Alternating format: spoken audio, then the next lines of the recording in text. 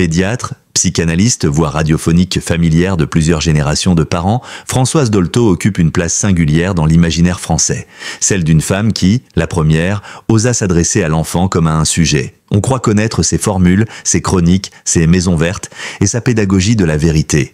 On a parfois oublié d'où venait cette exigence brûlante de parler juste, de nommer sans détour ce que les adultes préfèrent taire. Car au cœur d'une œuvre tournée vers l'émancipation des plus petits, il y eut une blessure d'enfance, longtemps refoulée puis travaillée, qui a façonné sa manière d'écouter, de trancher et de convaincre. Révéler cette douleur secrète n'a rien d'un goût pour l'anecdote. C'est éclairer la cohérence d'un trajet, une jeune fille élevée dans une morale rigide, confrontée très tôt au deuil et à la culpabilité, qui choisit la médecine contre la vie des siens, entre en analyse et découvre que la parole, la sienne d'abord, puis celle des autres, peut sauver du malentendu. De cette traversée, Dolto gardera une certitude. L'enfant comprend, même quand il n'a pas les mots, il ressent, même quand on lui ment pour son bien, il souffre de nos silences davantage que de nos vérités imparfaites. Cette conviction, Dolto la porte dans les cabinets, à l'hôpital, sur les ondes et jusque dans la cité. Elle dérange, elle rassure, elle divise. Ses réponses sont directes, parfois abruptes.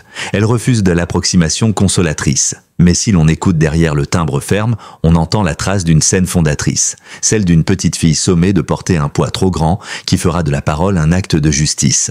C'est cette généalogie intime que cet article propose d'explorer, sans hagiographie ni procès à charge.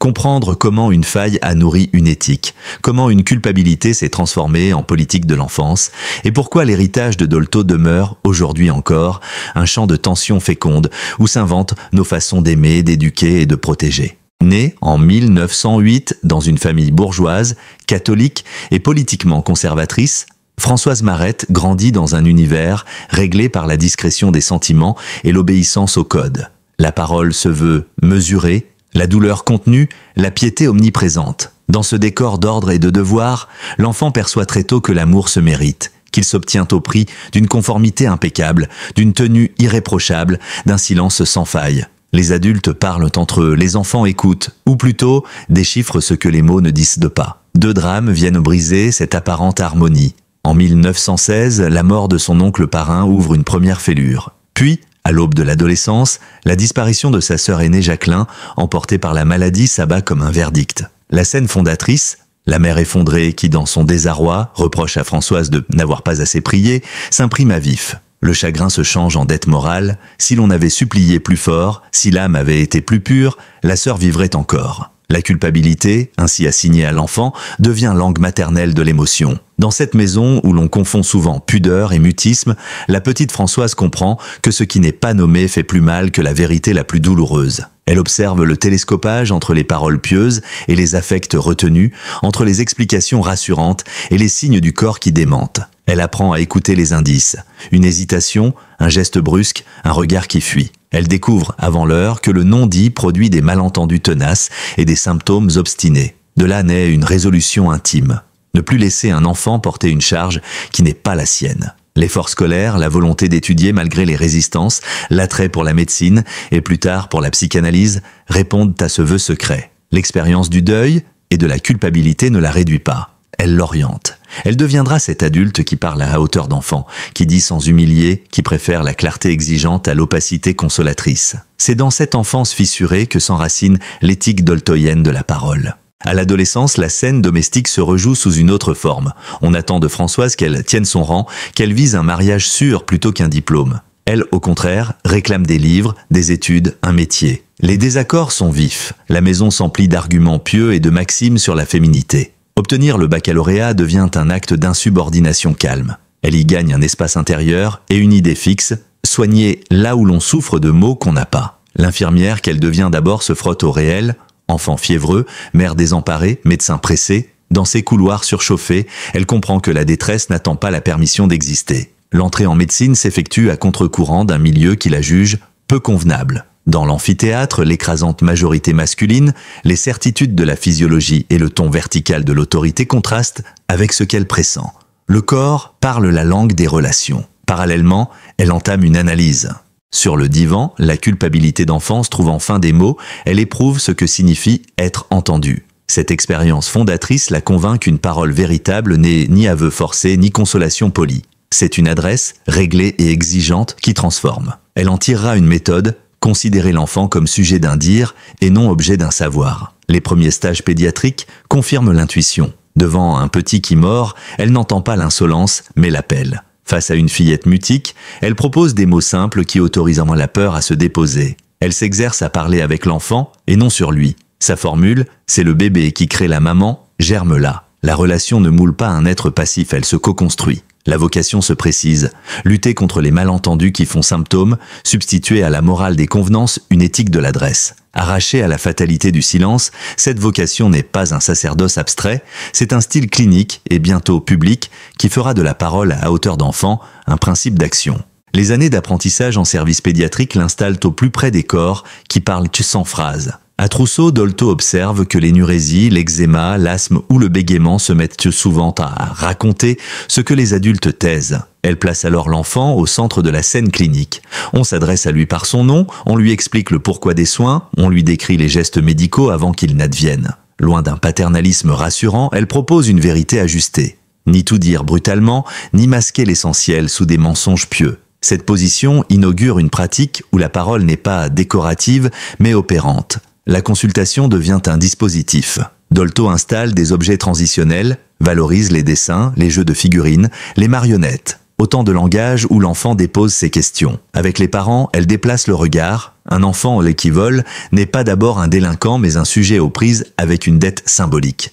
Un adolescent fugueur ne détruit pas la famille, il signale l'étouffement d'une place. Elle distingue la frustration structurante, pose de limites claires et dite de l'humiliation qui casse le narcissisme. Aux mères sommées d'être parfaites, elle rappelle que le bébé crée la maman. C'est la relation qui se fabrique, au prix d'ajustements réciproques et non d'une conformité imaginaire. Peu à peu, la clinique déborde l'hôpital. Dans les PMI, les écoles, les CMPP, elle milite pour que l'enfant soit reconnu comme sujet de droit symbolique. On lui annonce une adoption, on nomme une séparation, on explique une maladie grave. Elle écrit, enseigne, formalise des concepts, images inconscientes du corps, castration symboligène, complexe du homard pour les passages de mue à l'adolescence, qui articule le biologique et le symbolique. Sa thèse, penser la pédiatrie à la lumière de la psychanalyse, ouvre une troisième voie entre le pur organicisme et le psychologisme vague. Cette exigence n'est pas sans heurts. On lui reproche son ton catégorique, sa méfiance envers les protocoles standardisés,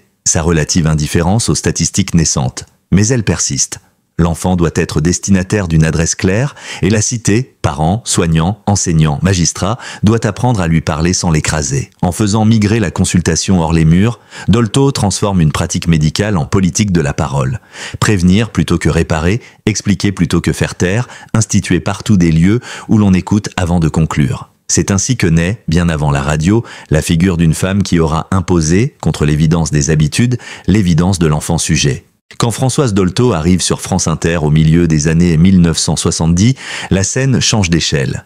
La consultation quitte le cabinet pour la cuisine, la voiture, l'atelier. Chaque jour, des lettres et des appels décrivent morsures, jalousie fraternelle, pipi au lit, peur nocturne, divorce qui bouscule les places. Dolto répond sans jargon, à hauteur d'expérience. Elle ne distribue ni recettes ni récompenses. Elle adresse « Dites-lui la vérité », répète-t-elle, puis elle propose des mots à dire à l'enfant. Expliquer la séparation sans assigner de coupable, décrire l'hospitalisation avec des phrases courtes, poser un interdit clair sans humilier. Le studio devient un théâtre d'éducation populaire où l'on apprend que le symptôme parle et qu'on peut lui parler. Sa voix, ferme, chaude, parfois tranchante, impose un tempo nouveau au débat public. On comprend qu'un enfant qui mord dit quelque chose avec ses dents, qu'un adolescent mutique répond à une adresse devenue impossible, qu'une fillette capricieuse teste la solidité d'un cadre, non l'amour de ses parents. À rebours des morales culpabilisantes, Dolto légitime les contraintes. Un interdit explicite protège mieux qu'un laisser-faire anxieux.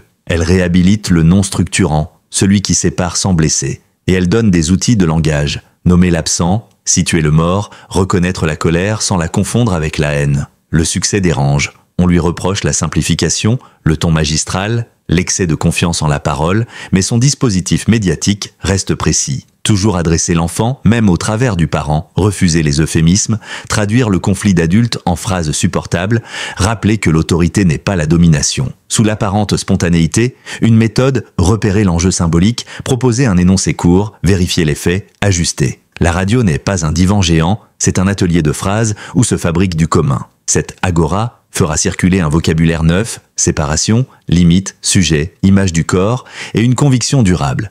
La société gagne à parler correctement à ses enfants. En installant chaque jour cette pédagogie de la vérité, Dolto transforme l'espace public en salle d'attente partagée, prélude aux maisons vertes et aux lieux d'accueil. Un pays entier apprend qu'écouter n'est pas se taire et que bien dire à un enfant, c'est déjà commencer à le soigner. Dolto imagine la maison verte à la fin des années 1970. Elle ne crée ni une crèche, ni un cabinet masqué, mais un tiers-lieu, un espace de transition entre le domicile et les institutions où l'on vient avec son enfant, 0 à 3/4 d'année, pour éprouver la séparation sans rupture et la socialisation sans dressage. On n'y prend pas rendez-vous, on n'y remplit pas de dossier, on entre, on s'assoit, on observe. L'accueil est anonyme, le temps n'est pas chronométré et rien n'est prescrit, sinon la règle de base, parler à hauteur d'enfant et respecter le rythme de chacun. La scénographie est pensée comme une pédagogie du symbolique. Miroir à sa taille pour qu'il reconnaisse son image, petite table pour l'initiative, coin de retrait pour apprivoiser l'absence,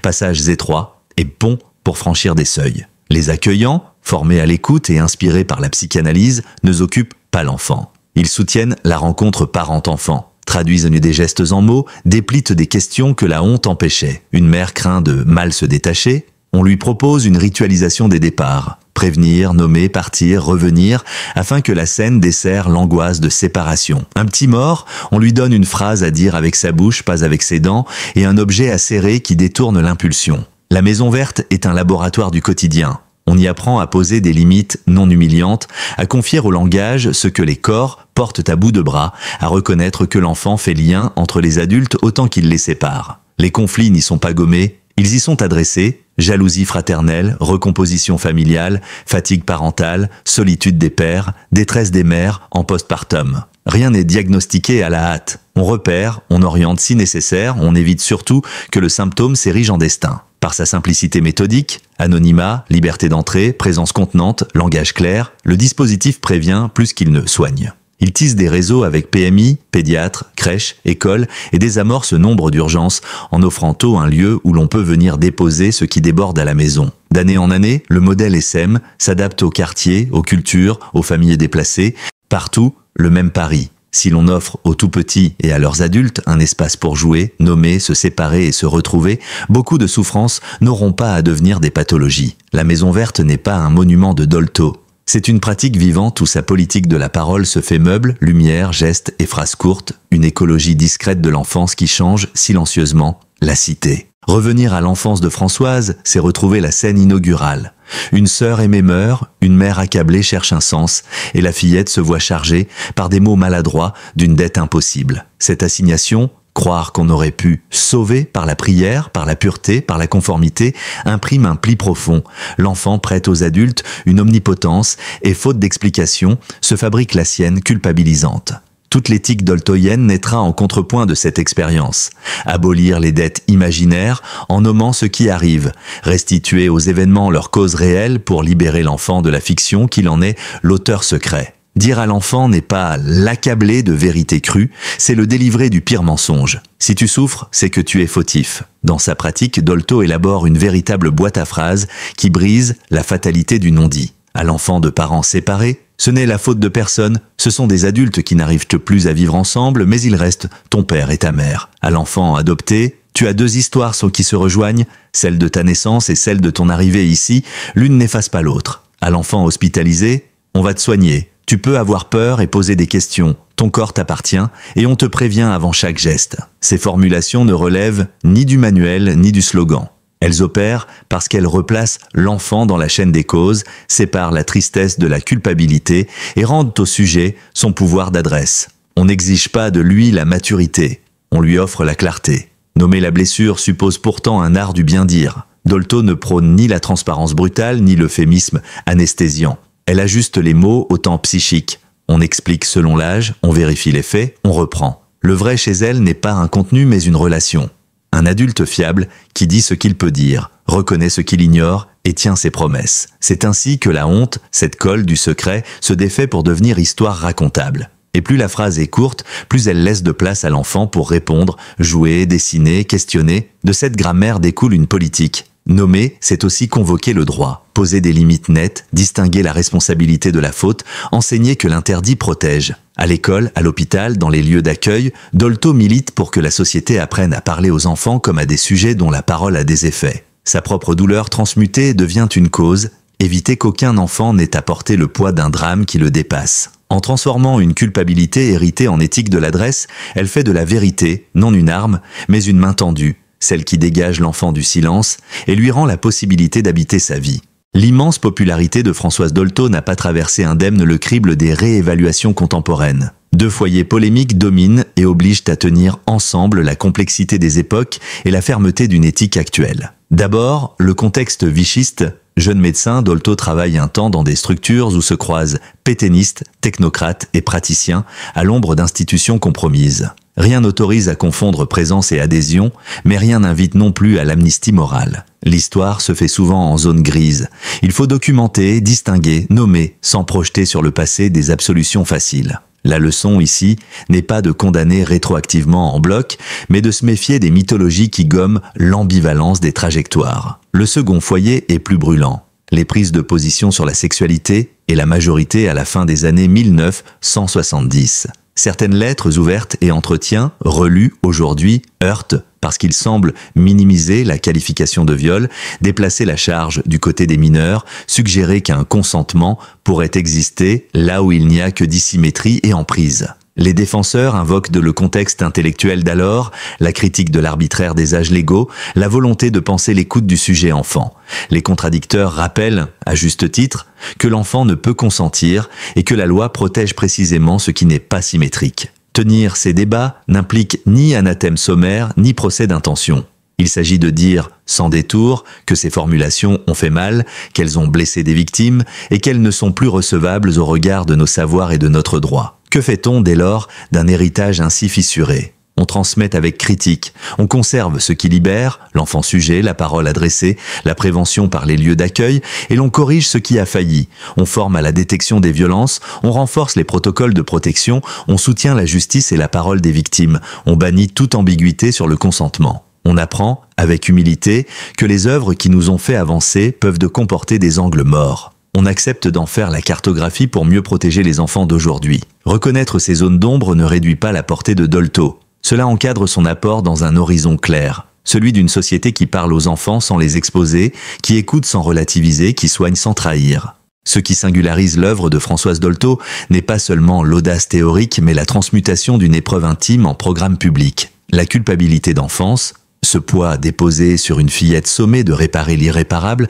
devient la matrice d'une éthique. Ne jamais laisser un enfant endosser, par défaut d'explication, la responsabilité d'un drame qui le dépasse. De ce pivot découle une politique de la parole qui déborde la clinique et façonne des institutions. Radio, consultations ouvertes, maisons vertes, formation. Partout la même exigence, quasi républicaine. Rendre aux enfants le droit d'être adressés en vérité. Cette politique s'énonce en gestes concrets. Dans les familles, la parole n'est plus un ornement moral, mais un outil de prévention. Annoncer l'adoption, nommer la séparation, encadrer l'interdit. À l'hôpital, on explique les soins, on reconnaît la peur, on ritualise les départs et les retours. Dans la petite enfance, on aménage des lieux où l'on peut jouer, se séparer, se retrouver sans que l'angoisse se mue en symptômes. Face aux institutions, Dolto pousse à un changement de grammaire. Plutôt que de traiter des troubles isolés, on organise des adresses qui lient les acteurs, parents, soignants, enseignants, magistrats, autour d'un même principe de clarté. Cette politique suppose un vocabulaire simple et exigeant, des phrases tenables, courtes, vraies, ajustées à l'âge, un nom protecteur distingué de l'humiliation, la reconnaissance que le corps parle et qu'il faut l'écouter. L'enjeu est moins d'ériger une doctrine que de diffuser un style de relation.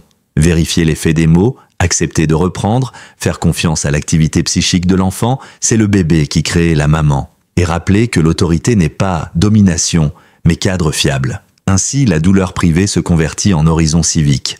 Une société juste est celle qui parle correctement à ses enfants. En transformant une culpabilité en politique de l'adresse, Dolto déplace le centre de gravité de l'éducation et du soin. On ne sauve pas par le silence, on protège par la vérité, bien dite. Héritage vivant plutôt que monument figé, cette politique oblige encore nos pratiques. Prévenir tôt, nommer sans blesser, et faire de chaque lieu où un enfant grandit un espace d'écoute qui lui rende sa place de sujet. La trajectoire de Françoise Dolto ne se comprend pas sans la constellation familiale et professionnelle qui l'entoure et prolonge son geste. Son mariage avec Boris Dolto, kinésithérapeute venu de la rééducation fonctionnelle, installe d'emblée un dialogue fécond entre corps et parole, tandis qu'elle formalise l'image inconsciente du corps, lui travaille la posture, la respiration, la mobilité. À la maison, comme dans les échanges savants, cette friction amicale entre gestes et symboles ancre la psychanalyse dans le sensible et la protège des abstractions désincarnées. La descendance incarne deux voies de transmission publique. D'un côté, le chanteur Carlos, figure populaire des années 1970 à 1990, transforme à sa manière l'héritage maternel. Il met en scène un rapport décomplexé au corps, une bonhomie sans honte, un humour qui désarme les jugements. Ce n'est pas la clinique, c'est la culture. Mais l'effet est voisin. Faire tomber la gêne, ouvrir un espace où l'on peut être soi sans se déprécier. De l'autre côté, Catherine Dolto, médecin et autrice, prolonge l'œuvre par une pédagogie de la connaissance à hauteur d'enfant. Livres illustrés, conversations publiques, ateliers où l'on parle naissance, douleur, séparation, consentement médical, avec un langage simple et exact. Là encore, le fil rouge tient. Expliquer pour que l'enfant ne porte pas seul ce qu'il traverse. Autour de cette famille visible, une parentèle de travail s'est constituée, accueillant des maisons vertes, puéricultrices, éducateurs, pédiatres, psychologues, magistrats de la jeunesse. Tous partagent la même grammaire. Phrases courtes, interdits protecteurs, adresse directe à l'enfant, attention aux rituels de séparation et de retrouvailles. La transmission ne passe pas seulement par des livres, elle se fait par dispositif et par métier, supervision et formation, reprise de cas, invention de lieux. Les idées voyagent parce qu'elles s'adossent à des pratiques capables d'être reprises, corrigées, adaptées aux quartiers, aux cultures, aux familles recomposées. Reste la question de l'intime exposé. La notoriété de Dolto et de ses proches a parfois brouillé les lignes entre vie privée et scène publique. Cet écueil, loin de disqualifier l'héritage, en souligne l'exigence. Tenir ensemble visibilité et discrétion clinique, ne jamais faire d'une biographie un argument d'autorité. Transmettre, ici, ne consiste pas à sacraliser, mais à reprendre, confronter les concepts au présent, enrichir l'écoute des apports des neurosciences et du droit, renforcer la protection des enfants. En ce sens, la filiation doltoïenne n'est pas un lignage fermé. C'est une chaîne vivante de paroles, d'espaces et de gestes qui, de génération en génération, se transmettent, génération, rend aux enfants la dignité d'être adressés. Évaluer aujourd'hui l'héritage de Françoise Dolto, c'est accepter une double vérité. D'un côté, l'apport décisif, avoir imposé l'enfant comme sujet d'adresse, fait entrer la parole dans la clinique pédiatrique, promue des lieux de prévention qui évitent que la souffrance ne s'ossifie en destin. De l'autre, des angles morts, certaines formulations, relues à l'aune de notre éthique et de notre droit, blessent et nécessitent une critique ferme. Tenir ces deux pôles, sans les neutraliser l'un par l'autre, constitue l'exercice adulte que Dolto réclamait elle-même lorsqu'elle invitait à parler vrai aux enfants. Ne pas confondre bienveillance et aveuglement. L'empathie doltoïenne n'est pas une chaleur vague, elle est une méthode. Elle consiste à supposer chez l'enfant une vie psychique active, à le regarder comme auteur de signes et non comme écran de nos projections. Cette hypothèse de sujet reste féconde, y compris lorsqu'on lui adjoint les apports des neurosciences, de la psychologie du développement ou de la pédopsychiatrie contemporaine. La plasticité cérébrale, l'impact des stress précoces, l'importance des routines et de la sécurité affective viennent outiller ce que la clinique de la parole pressentait déjà. Actualiser l'héritage, c'est aussi clarifier l'éthique. Les zones d'ombre imposent un recadrage sans ambiguïté. Un enfant ne peut consentir à ce qui relève de l'emprise. La loi protège là où la dissymétrie interdit tout accord. L'adresse aux enfants s'arrime désormais à des protocoles, repérage des violences, signalement, travail pluridisciplinaire. La phrase juste ne suffit pas. Elle s'adosse à des institutions qui la rendent effective. Reste un noyau irréductible, la façon dont la parole transforme les liens. À l'ère numérique, où l'exposition des intimités rivalise avec le silence des détresses, l'art de bien dire, clair, court, tenable, demeure un acte de soin. Expliquer une séparation, un deuil, une transition, c'est déjà réparer quelque chose de la confiance.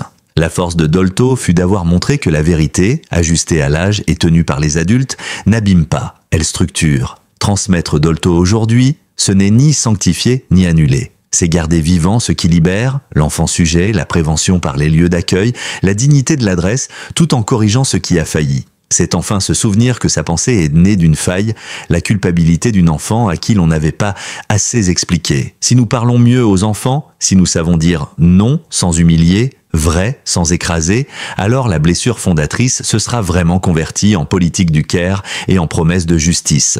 Lire l'œuvre de Françoise Dolto à la lumière de sa blessure d'enfance n'a de sens qu'à titre d'hypothèse heuristique, non de causalité réductrice. Il ne s'agit pas d'expliquer toute une pensée par un drame, mais de repérer comment une épreuve précoce, deuil, culpabilité imposée, silence familial, a sculpté un style d'intervention. Cette trace intime éclaire la centralité du bien-dire. Si le secret rend malade, alors la tâche clinique est de transformer le mutisme en phrase tenable.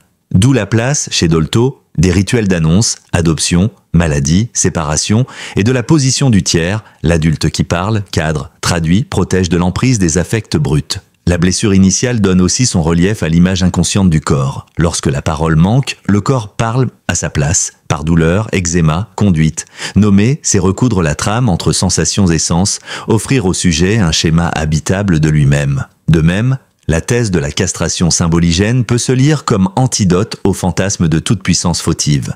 L'interdit clair libère, il sépare l'enfant de l'illusion qu'il cause les malheurs, il autorise le désir sans dette imaginaire. Le fameux complexe du homard, métaphore des muses adolescentaires, condense cette politique. Traverser la nudité psychique d'un changement exige des mots, un abri symbolique, un regard fiable. Cette hypothèse clinique éclaire jusqu'au choix institutionnel. Maison verte, consultations ouvertes, radio. Partout le même opérateur, une machine à parler qui prévient la fixation des symptômes en donnant tôt un langage partageable. Elle éclaire aussi une part d'âpreté chez Dolto, son tranchant, sa méfiance des euphémismes, comme si la fermeté du cadre devait garantir que la vérité n'écrase pas. On peut y voir la dialectique intime de son œuvre. Une empathie rigoureuse, jamais larmoyante, qui refuse la compassion muette au profit d'une charité de la clarté. Enfin, cette lecture rappelle une éthique. Ne pas psychologiser l'histoire ni sanctifier les figures. Admettre que la pensée naît parfois d'une faille et que notre responsabilité est de la réactualiser. Conserver le geste libérateur, l'enfant sujet, la parole adressée, corriger les angles morts et faire de la vérité bien dite non un rite, mais une pratique de soin. Ainsi, la blessure révélée cesse d'être légende personnelle pour devenir, au présent, méthode et promesse. 40 ans après les premières Maisons vertes, l'héritage de Françoise Dolto circule moins comme un monument que comme un outillage. Dans les réseaux de PMI, les crèches, les écoles maternelles, les CMPP et les hôpitaux pédiatriques, on retrouve sa grammaire. Phrases courtes adressées à l'enfant, explication des soins, rituels de séparation et de retrouvailles, distinction entre interdit protecteur et humiliation. Partout, l'idée que la parole prévient, plutôt qu'elle ne répare après coup, a infusé les pratiques. Les lieux d'accueil inspirés des Maisons vertes se sont adaptés aux contextes locaux, quartiers populaires, zones rurales, territoires ultramarins, centres pour familles migrantes, où l'on articule écoute, médiation culturelle et traduction. La transmission ne s'effectue plus seulement par les livres, elle passe par des formations croisées où puéricultrices, éducateurs, psychologues, médecins, travailleurs sociaux, enseignants et magistrats partagent cas, vocabulaire et gestes professionnels. Les apports des neurosciences, de la pédopsychiatrie développementale et de la santé publique ne contredisent pas l'intuition doltoïenne. Ils la outillent. Routine sécurisante, repérage des stress précoces, accompagnement des troubles du neurodéveloppement. La parole adressée se double de protocoles, repérage et signalement des violences, coordination avec les juridictions, plan d'aide éducative. La phrase juste n'est plus seule, elle s'adosse à des institutions capables d'en garantir les faits. Cet héritage, pourtant, se discute. Les partisans d'une approche strictement evidence-based reprochent à certaines pratiques d'être peu mesurées. Les cliniciens rappellent qu'on n'évalue pas une relation comme un médicament. Le débat est fécond lorsqu'il oblige à documenter les effets, diminuer les hospitalisations évitables, réduire les ruptures scolaires, soutenir les parentalités fragilisées. Autre tension, comment tenir ensemble l'adresse singulière à l'enfant et la démocratisation de dispositifs à grande échelle sans les standardiser à l'excès? Les réponses viennent souvent du terrain. Micro-innovation, coin lecture au niveau des yeux, annonce visuelle des soins, pictogrammes, multilingue, supervision régulière des équipes et participation des parents à la gouvernance des lieux. Enfin, l'ère numérique déplace l'enjeu. À l'excès d'images répond parfois le défaut de mots fiables. L'héritage doltoïen s'actualise en ateliers parents-enfants sur l'usage des écrans, en éducation au consentement et au corps, en accompagnement des familles séparées qui communiquent par messagerie.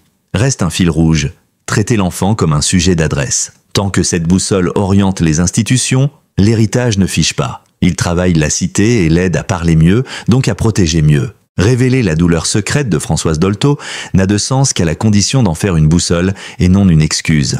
La fillette à qui l'on a trop tôt déposé une dette impossible a inventé, adulte, une politique du bien-dire qui a déplacé la clinique, la famille et l'espace public. Parler à l'enfant et non sur lui. Instituer des lieux où le langage devance le symptôme. Rappeler que l'interdit protège. Cette histoire intime n'absout rien de ces zones d'ombre, mais elle explique la force d'un geste qui continue de travailler nos pratiques. Comprendre, ici, n'est pas s'agenouiller. C'est ordonner l'héritage, en distinguer l'élan libérateur des formules désormais irrecevables. Transmettre sans sanctifier suppose une double fidélité. Fidélité au cœur vivant de l'œuvre. L'enfant sujet d'adresse, la prévention par la parole, la modestie des phrases courtes, tenables, revérifiées. Fidélité aussi au présent qui juge. Un enfant ne peut consentir à l'emprise, la loi doit le protéger sans ambiguïté, les institutions ont le devoir d'articuler écoute, signalement et justice. Tenir ensemble ces deux fidélités revient à faire ce que Dolto exigeait des adultes. Assumer la complexité, renoncer aux euphémismes, préférer une vérité réglée à un mutisme confortable.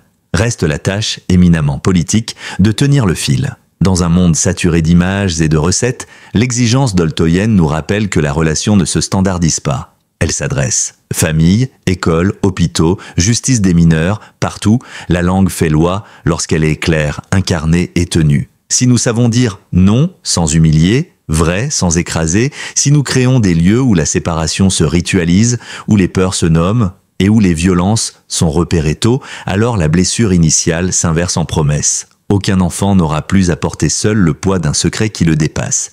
Voilà, sans absolution ni culte, la part la plus précieuse de l'héritage de Françoise Dolto. Merci d'être resté jusqu'au bout. Votre attention est précieuse et donne du sens à notre travail. Si cette vidéo vous a éclairé ou simplement intéressé, abonnez-vous dès maintenant et activez la cloche pour ne rien manquer. Votre avis compte. Dites-nous en commentaire ce qui vous a marqué, ce que vous aimeriez que l'on approfondisse et quelles questions vous vous posez encore. Nous lisons tout et répondons dès que possible. Partagez la vidéo à une personne que cela pourrait aider. Un ami parent, un proche curieux, un passionné de cinéma ou d'actualité. Restez connectés. De nouvelles analyses, enquêtes et portraits arrivent très bientôt sur la chaîne. À tout de suite dans les commentaires et à très vite pour nos prochaines vidéos. Et pour soutenir notre travail, un simple pouce bleu fait la différence. Abonnez-vous à la newsletter, lien en desk, pour recevoir nos dossiers en avant-première et des bonus. Merci sincèrement pour votre fidélité, prenez soin de vous et à bientôt.